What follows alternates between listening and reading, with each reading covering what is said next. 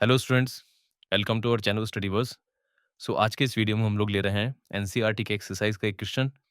Topic chemical kinetics को belong करता है।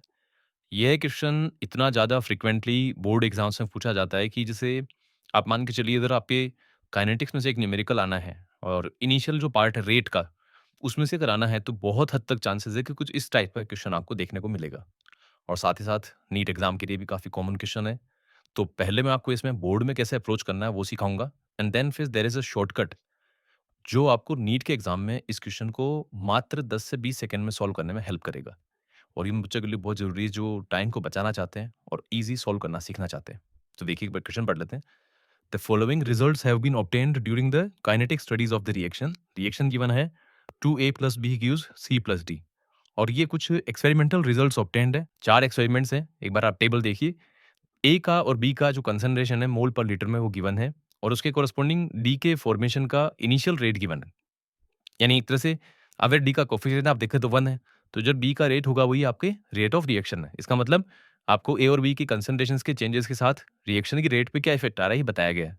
और इन डेटा की सहायता से हमें फाइंड करना है first thing rate low, and the second thing is rate constant. ठीक है, तो पहले मैं आपको बोर्ड का जो पैटर्न है, बोर्ड का तरीका वो समझाता हूँ।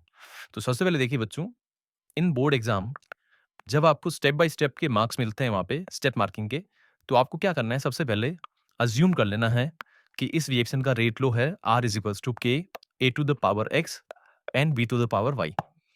इस तरह से अज्यूम कर लिया। अब यहाँ पे हमारे पास जो 4 एक्सपेरिमेंटल वैल्यूज हैं, इनको हम 4 इक्वेशन बना के सॉल्व कर लेंगे। तो देखिए, फर्स्ट इक्वेशन में रेट ऑफ रिएक्शन हमारा हमारा है 6 into 10 to the power -3। Rate constant unknown है, कोई बात नहीं। ए का कंसंट्रेशन है 0.1 और इसकी पावर x। बी का कंसंट्रेशन है 0.1 और इसकी power y। This is equation number first. Second time rate है 7.2 into 10 to the power -2। Rate constant K. अच्छा एक बात, जब आप कंसंट्रेशन को चेंज कर रहे हैं, जो कि एक्सपेरिमेंट 1 से 2 में आने पे हो गई है, ए भी चेंज हो गया और बी भी चेंज हो गया, तो बच्चों ये ध्यान रखना है कि जो रेट कांस्टेंट होता है वो कंसंट्रेशन से चेंज नहीं होता। Rate constant of any reaction depends on catalyst and temperature. और वो चीज यहाँ पे अगर आप नहीं बदल रहे हैं तो कंसंट्रेशन से के नहीं चेंज होगा। इसीलिए मैंने पहले इक्वेशन में अगर उसको के माना है रेट कांस्टेंट को, तो आगे आने वाले सब्सिक्वेंट इक्वेशन में भी उसको के ही माना जा रहा है, राइट। अब ए का कंसंट्रेशन इस टाइम 0.3 है की पावर एक्स और बी का 0.2 है की पावर वाई। ये सेकेंड इक्वेशन। फिर अगला देखिए, हमारे पास रेट है 2.88 into 10 to the power -1। Rate constant K, concentration of A is 0.3 की पावर एक्स और ये 0.4 की power Y. Third equation. And last fourth data जो है वो है 2.4 into 10 to the power -2 is equals to rate constant K 0.4 की power X and 0.1 की पावर वाई। 4 इक्वेशन रेडी हो गई। अब बच्चों, हम सबसे पहले एक्स और वाई को फाइंड करने के लिए थोड़ा सा स्मार्टली काम करेंगे। और वो हम कैसे करेंगे देखिए सुनिएगा। हमें ये देखना है कि अगर हम एक्स वैल्यू फाइंड करना चाहते हैं तो हमें ऐसे 2 डेटा लेने हैं जहाँ पे आपका वाई में जो चेंज, मतलब जो जहाँ पे वाई पावर है वो कंसंट्रेशन जो बी की है वो चेंज ना हो रही हो। और ऐसा मुझे दिख रहा है अगर मैं equation number first and fourth ले लेता हूँ, क्योंकि ऐसा करने से क्या होगा, वाई एलिमिनेट हो जाएगा और फिर एक्स का वैल्यू मैं फाइंड आउट कर पाऊंगा। मैं आपको करके दिखाता हूँ। तो मैं ले रहा हूँ equation number first and fourth और उनको डिवाइड कर रहा हूँ, ठीक है। हम साथ साथ समझेंगे। तो मैंने अगर 1/4 किया, अब देखिए लेफ्ट में अगर मैं 1/4 करता हूँ तो मेरे पास आ रहा है 6 इंटू 10 टू द पावर -3। और उसके डिनोमिनेटर में अब थोड़ा सा ध्यान देना बच्चों, यहाँ पे हमारे पास जो न्यूमरेटर में वैल्यू है उसकी पावर है 10 टू द पावर -3। तो नीचे जो वैल्यू मैं फोर्थ इक्वेशन की पुट कर रहा हूँ उसको मैं क्या लिख रहा हूँ आप देखिएगा। उसको मैंने लिखा 24 into 10 to the power -3। Power -2 थी बट वो 2.4 था, तो मैंने उसको 24 बना दिया। इसके लिए आपको सिंपल सी मैथ समझनी है कि अगर आप 10 से डिवाइड करते हैं यहाँ पे, तो वो 10 यहाँ पे मल्टीप्लाई ऊपर हो जाएगा और इस तरह से पावर क्या हो जाएगी आपकी -3 हो जाएगी। ये काम मैंने किया है बच्चों। ओके, नाउ ऐसा करने से क्या होगा, अब ये इजीली आप सोल्व कर पाएंगे। के से के कैंसिल हो जाएगा 1/4 करने से। 0.1 की पावर वाई से 0.1 की पावर 5 वाई कैंसिल हो जाएगा और मेरे पास आ रहा है 0.1 अपॉन 0.4 की होल पावर एक्स। और देखिए कितनी इजीली आपने एक्स सोल्व कर लिया। सेम ऐसे मेथड से आपको बोर्ड में करना है, इसी तरह से स्टेट्स के आपको मार्क्स मिलेंगे। ओके, अब बच्चों ये बताइए, लेफ्ट में आपके पास 1/4 दिख रहा है और राइट में भी क्या आ गया 1/4 टू द पावर एक्स। अभी हम जानते हैं कि अगर बेस सेम हो तो पावर कंपेयर कर सकते हैं। तो from this equation x will be 1। तो ये देखिए एक्स आ गया। अब आ जाती वाई थी। तो ऐसा कैसा कंसेप्ट आपको वाई के लिए सोचना है कि आप ऐसे 2 डेटा लें जहां पे एक्स वाला जो टर्म है वो एलिमिनेट हो जाए। तो मुझे दिख रहा है कि इसके लिए मैं 2 और 3 को ले सकता हूँ। तो मैंने क्या किया, 2 और 3 को डिवाइड किया। तो बच्चों अब इस बार ध्यान देना, फिर से सेम मेथड समझा रहा हूँ। 2 में क्या लिखा हुआ है मेरे पास लेफ्ट साइड में, 7.2 इंटू 10 टू द पावर। तो अब मैं 10 की पावर -2 बनाने के लिए थर्ड में जो वैल्यू है उसको 28.8 कराऊं। है क्या 2.88, बट वो 28.88 हो जाएगा। ओके, और इधर आ गई के से के कैंसिल, आपके पास एक्स की टर्म कैंसिल हो जाएगी, बिकॉज ये देखिए मैं आपको यहाँ पे अंडरलाइन करके दिखाता हूँ, ये रहा, ये दोनों जगह सेम है, तो ये कैंसिल आउट हो जाएगा और मेरे पास यहाँ आ जाएगा 0.2 बाई 0.4 की होल पावर y। अब बच्चों ये बताइए, यहाँ से अगर मैं इसको सॉल्व करें तो ये कितने टाइम्स जा रहा है, 4 टाइम्स, ये पावर कैंसिल, और यहाँ पे कितना आ रहा है आपके पास 1/4 is equals to 1/2 to the power y।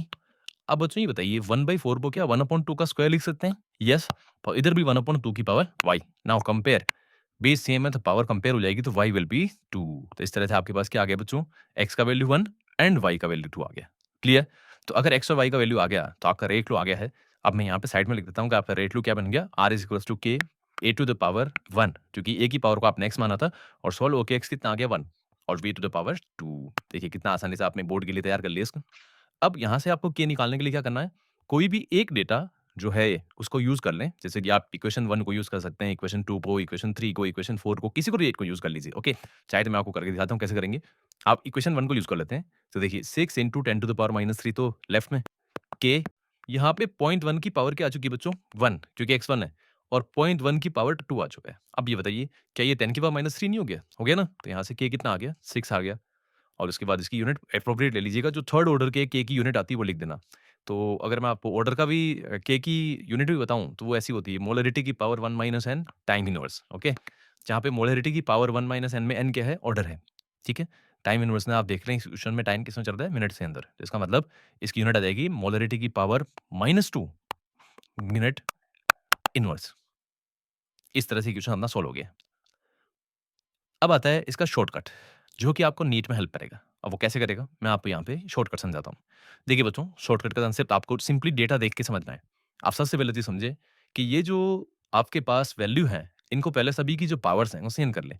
तो बच्चों ये बताइए, इधर 7.2 को हमने इससे कंपेयर किया था ना, इससे, तो इसको लिख दीजिए आप 28.8 इंटू 10 की पावर -2, और इसको आप फर्स्ट से कंपेयर कर लेते, तो आप इसको लिख दीजिए 24 इंटू 10 टू द पावर -3। अब जैसा कि मैंने आपको अभी मेथड समझाया था, वैसे वैसे आपको अप्रोच करना है। आप ऐसे 2 डेटा लें, जहाँ पे एक में बी सेम रह रहा हो, और फिर ऐसे 2 डेटा लें, जहाँ पे ए सेम रह रहा हो।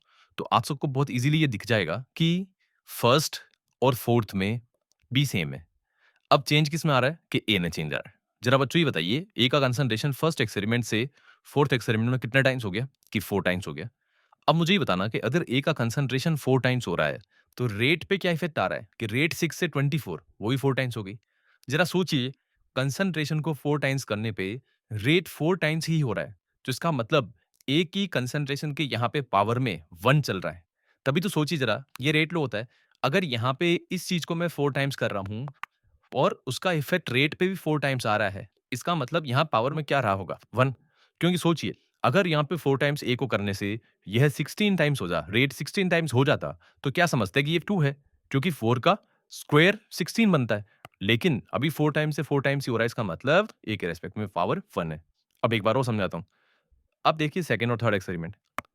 जब आप सेकंड और थर्ड एक्सपेरिमेंट देखते हैं, तो सेकंड और थर्ड एक्सपेरिमेंट में ए सेम है और बी आपका डबल हो रहा है। ये देखिए 0.2 से 0.4। अच्छा बच्चों, बी के डबल होने पर क्या रेट जो है वो डबल हो रही है कि 4 टाइम्स हो रही है? तो आप वैल्यू देख के समझ सकते हैं कि 7.2 से 28.8 यानी 4 टाइम्स हो गया। तो ये तो 2 टाइम्स हुआ। कौन? कंसंट्रेशन। और रेट कितने टाइम्स हुई? 4 टाइम्स।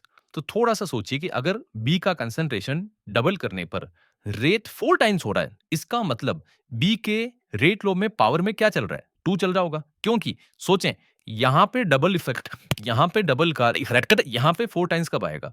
सोचिए जरा, यहाँ पे डबल का इफेक्ट 4 टाइम्स कब आएगा? जब पावर में क्या हो? 2 हो। तो इस तरीके से आपने क्या किया? एक तो तरीका नीट वाला यूज़ करना है, जिसमें आपको क्या करना होगा? सिंपली डेटा को ऑब्जर्व करना है।